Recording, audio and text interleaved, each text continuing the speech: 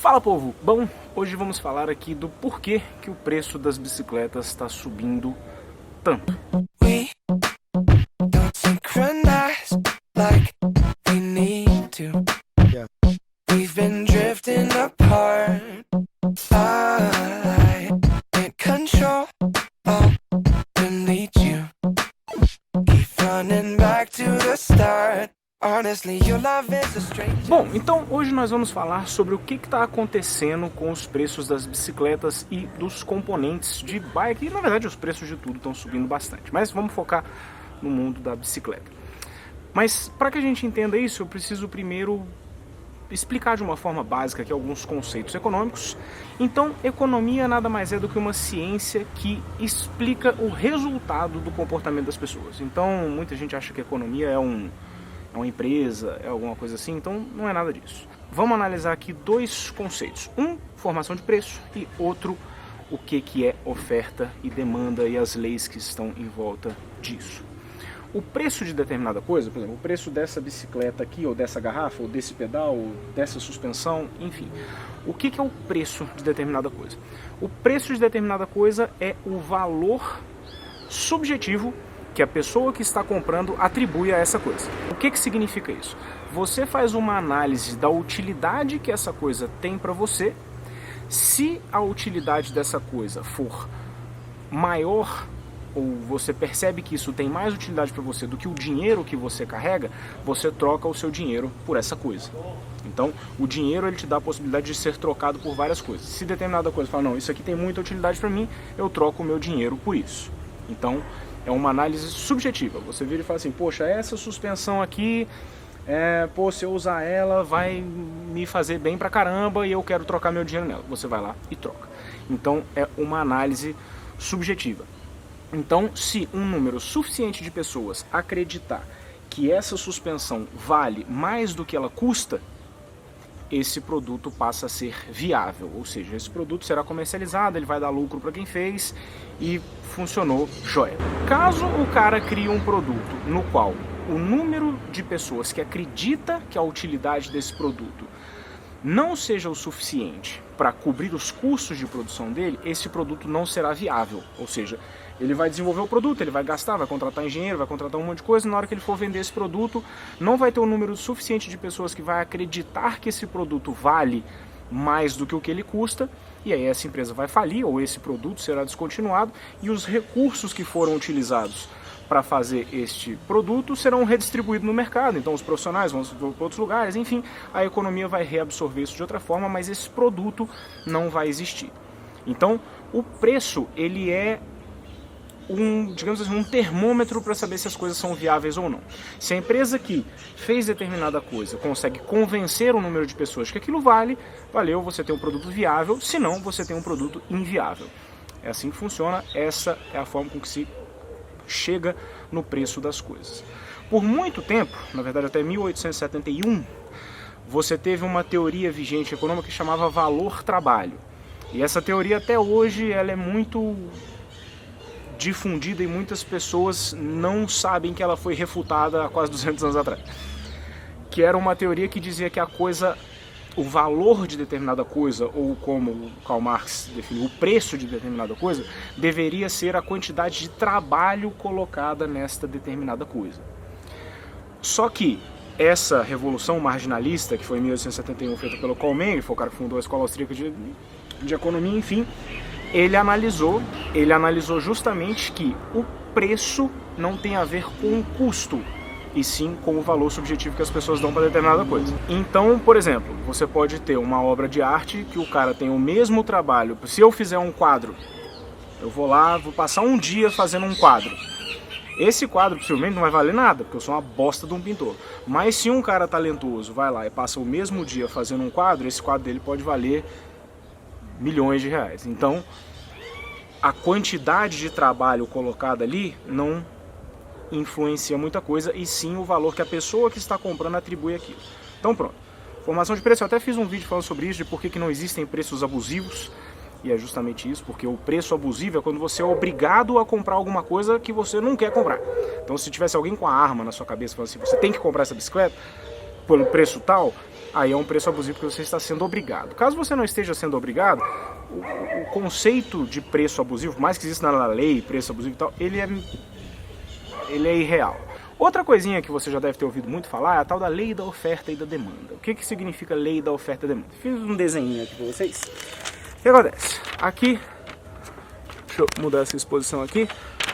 Aqui você tem um gráfico no qual esta linha aqui é o preço e esta linha aqui é a quantidade. Quanto maior o preço, menos pessoas querem comprar. Quanto mais baixo o preço, mais pessoas querem comprar, ou seja, essa daqui é a linha da demanda. A oferta funciona ao contrário. Quanto maior o preço de determinada coisa, mais pessoas querem vender, e quanto menor o preço, menos pessoas querem vender. Então você faz um X e aqui no meio é o ponto de equilíbrio. Esse ponto de equilíbrio não existe, porque em economia não existe equilíbrio, mas então esse aqui é o ponto onde se encontra a oferta e demanda. Em tese, esse aqui seria o preço do produto, que é o preço que as pessoas querem comprar e o preço para as pessoas que enxergam valor naquele produto e também convence a quem quer produzir. Isso é até um erro também, porque, por exemplo, quando você tem, que nem as pessoas ficam falando, por exemplo, agora o álcool gel no começo dessa confusão toda, o álcool gel disparou de preço. Por quê? Porque você teve uma demanda aumentada. Pelo mesmo preço, você teve um fator externo que fez com que essa curva aqui, como um todo, andasse para cá. Ou seja, ela andando para cá, você está vendo que o ponto de equilíbrio vai subindo na coisa aqui da oferta, ou seja, você vai subindo o preço, o ponto de equilíbrio vem para um preço mais alto. Ou seja, passa a custar mais caro e esse preço mais caro estimula mais pessoas a produzirem aquilo. Então, num primeiro momento, você tem uma disparada de preço, esse preço mais alto. Muita gente vai falar, putz, o álcool gel tá caro pra caramba, vou começar a fazer álcool gel, porque vou vender, vou ganhar dinheiro. Aí você tem um aumento na oferta de álcool gel e o preço volta ao normal. Mas se você para esse processo, fala, não pode aumentar o preço, isso é abusivo, denuncia, não sei o que, aí você para esse processo econômico de reequilíbrio, aí você gera uma escassez de produto. Aí os produtos acabam, por quê? Porque se o preço não eleva e mais pessoas começam a ficar interessadas em fazer álcool gel, o álcool gel não vai ter uma disponibilidade maior no mercado. E aí você tem um problema econômico de escassez de produto, enfim. Controle de preço sempre gera escassez de produto. É um vídeo um pouco mais técnico, mas está aí a explicação do porquê que está acontecendo o negócio das bikes. Então, beleza. Oferta e demanda. O que aconteceu nessa confusão de 2020? Várias coisas. Primeiro, assim que começou a confusão, lá na China, você teve um fechamento de fábricas, inclusive fábricas de bicicleta. Então, quando você teve esse fechamento das fábricas de bicicleta, você teve uma redução na oferta de produto. Ou seja, esta linha aqui da oferta, ela foi diminuída, ou seja, ela andou para cá.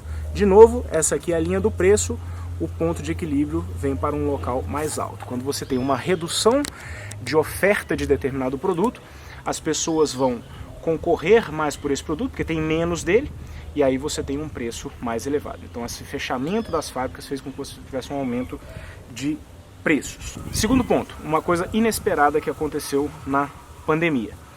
A demanda por bicicletas explodiu. As pessoas não tinham teatro para ir, não tinham bar para ir, não tinha academia para ir, não tinha nada para fazer, mas podiam pedalar. Então as pessoas começaram a comprar bicicleta loucamente. Então aumentou muito a demanda por bicicleta. Ou seja, esta curva da demanda aqui andou para lá. Ou seja, você aumentou a demanda, o que aconteceu? O ponto de equilíbrio foi para um preço mais alto. Então você teve a oferta diminuindo, levando para um ponto mais alto, e a demanda aumentando, levando para um ponto mais alto ainda. Ou seja, tudo isso são coisas que geram uma tendência de alta de preços. Com essa explosão de demanda, além do fechamento das fábricas, gerou uma escassez de produtos, porque hoje em dia você nem acha bicicleta para comprar, você vai pegar bicicleta de entrada, hoje em dia você não acha. Tá com falta de demanda de bicicleta, tá com falta de produtos de bicicleta de entrada no mundo. Ou seja, escassez de produtos gera uma competição maior por quem quer comprar esse produto, os preços sobem. Então, mais alguma coisa que fez com que os preços subissem. Cá em Banânia, tribo dos Papagoiaba, também conhecida como Brasil, temos a questão do dólar, porque o dólar subiu muito por conta de uma política de baixa de taxa de juros do Banco Central para poder financiar a dívida pública, enfim, uma coisa um pouco mais complexa.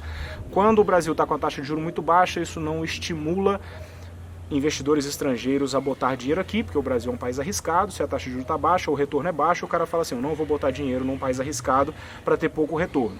Então o dólar desaparece do Brasil, você tendo menor oferta de dólar dentro do Brasil, o preço do dólar sobe. Tudo numa bicicleta é cotado em dólar. Carbono é cotado em dólar, os componentes são feitos fora. Você pode até ter uma marca nacional, mas possivelmente a marca nacional usa 60% de componentes importados na bicicleta. Então, da última vez que eu conversei com o pessoal, o preço médio, o custo da bicicleta tinha aumentado em 50% por conta dos componentes importados, com esse dólar que saiu de 3 para 5,50. Então você teve esse aumento de custo também na bicicleta. Então, tudo isso é uma pressão que faz com que o preço suba. O que acontece? Como eu expliquei aqui, você pode ter uma demanda maior, etc e tal. Só que, querendo ou não, o preço subindo faz com que, principalmente numa situação onde as pessoas estão empobrecendo por conta do colapso econômico que está acontecendo, você vai começando a chegar perto, principalmente de bicicletas top de linha e etc, de um ponto no qual esse produto passa a ser inviável, ou seja, cada vez menos pessoas têm a capacidade de comprar um produto como esse, e isso vai começando a ficar inviável. Então as pessoas estão começando a comprar bikes mais simples, etc, tudo isso. Então, quais são as alternativas que existem, por exemplo, aqui no Brasil para que isso aconteça?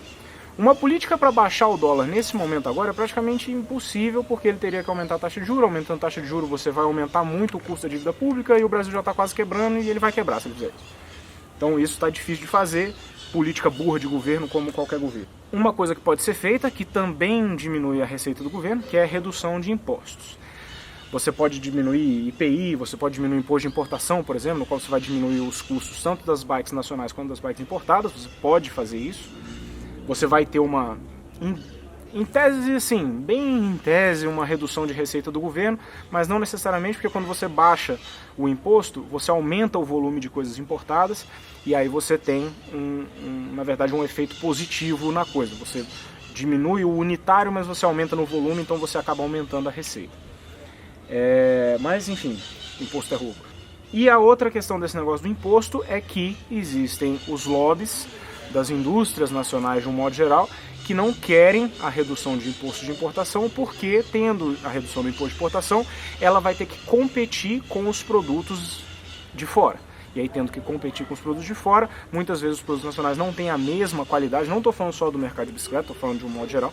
Os produtos nacionais não têm a mesma qualidade dos produtos de fora, e aí as empresas tendem a fazer lobby para manter essas tarifas de importação, para você criar uma competitividade irreal, um doping para os produtos nacionais. Então o produto nacional ele vai competir com o produto importado, porque o produto importado é muito mais caro, e por conta dos impostos de importação. Então, enfim, hoje a situação é essa, você tem várias coisas fazendo com que exista uma pressão positiva no preço das bicicletas. Então você tem fechamento de fábricas, você tem uma explosão de demanda, você tem uma escassez de produto, você tem um dólar subindo que aumenta o custo, enfim. São várias coisas que estão contribuindo para que o preço das bicicletas realmente dispare. E aqui no Brasil especificamente, essa questão das políticas aí tributárias podem fazer uma diferença para baixar o preço. No resto do mundo não, porque o resto do mundo não tem um câmbio tão ruim que nem o Brasil tem em relação ao dólar. Então a coisa não muda tanto, e o dólar está perdendo valor também, porque enfim tem várias coisas acontecendo aí. Mas de uma forma bem resumida é isso, né? Então os produtos de um modo geral estão encarecendo por conta de várias coisas, mas bicicleta especificamente, você teve essa conjuntura e meio que essa tempestade perfeita para que o preço subisse tanto. Vamos ver o que vai acontecer nos próximos meses ou anos. Mas por enquanto tá difícil o negócio. Mas é isso. Bom, só para explicar um pouco, eu sou uma pessoa que estudo bastante economia, e de vez em quando eu tento traduzir um pouco dessas coisas que eu estudo, para tentar explicar para quem não é tão interessado assim no assunto, um pouco sobre como que essas coisas funcionam, beleza? Bom, espero que eu tenha conseguido ser minimamente claro aqui, e se vocês gostaram, like no vídeo, deixa a pergunta aí nos comentários também, se eu puder eu vou responder, beleza? Valeu, galera, abraço pra vocês, falou e tchau! We don't synchronize like we need to. Yeah. We've been drifting apart. I can't control, I'll delete you. Keep running back to the start. Honestly, your love is a straight jacket.